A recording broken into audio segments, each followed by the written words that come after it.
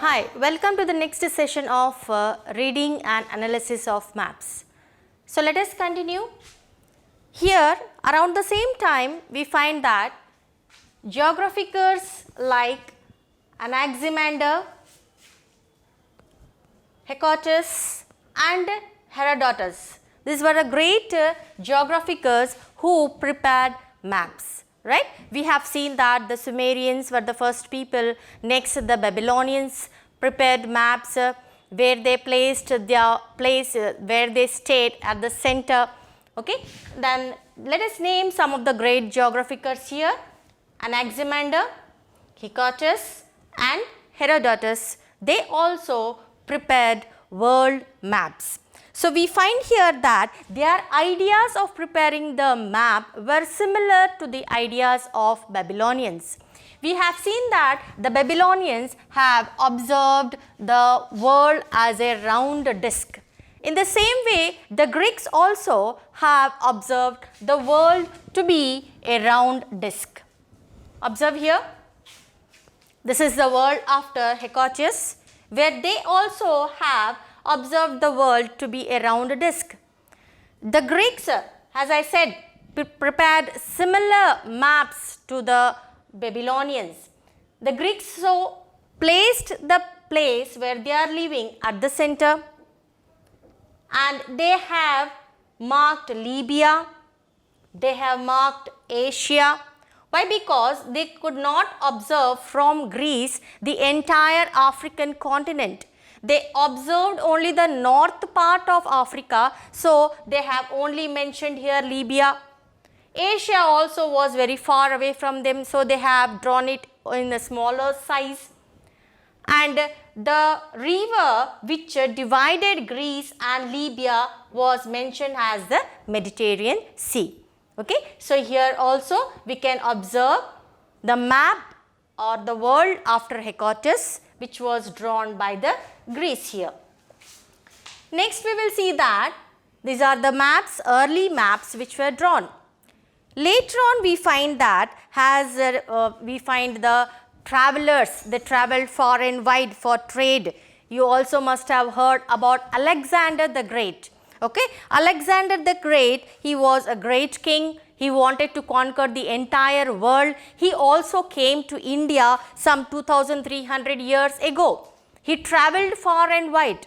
So when he traveled far and wide, the Roman people also, who established trading stations on Indian coast and so on, they also started to make maps.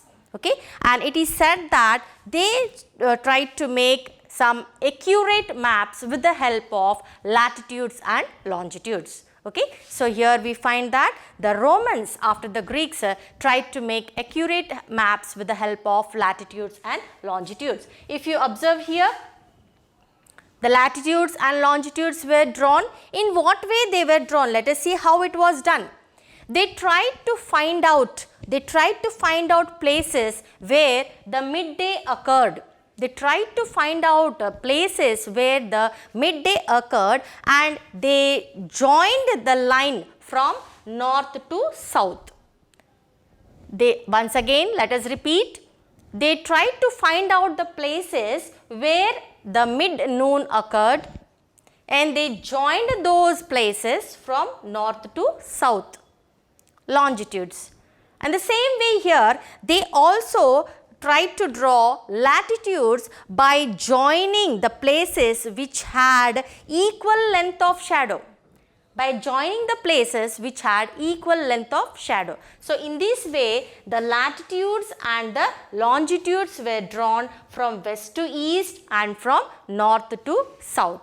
So in this way, we find a grid, a set of grid was drawn. What is a grid? Set of latitudes and longitudes is called as a grid, and places were mentioned from west to east and north to south. Okay. So in this way we find that perfect maps were started after drawing latitudes and longitudes. We can say that Ptolemy was the first, the most famous geographer, we can say, of the ancient world who prepared detailed maps. Ptolemy was the most famous geographer who prepared a detailed map. However, we can say that his maps have not lasted for a long time, and the Arabs took the help of Ptolemy's books in order to prepare maps. You see here, the first person, Arab, who prepared a map was Al-Idrisi.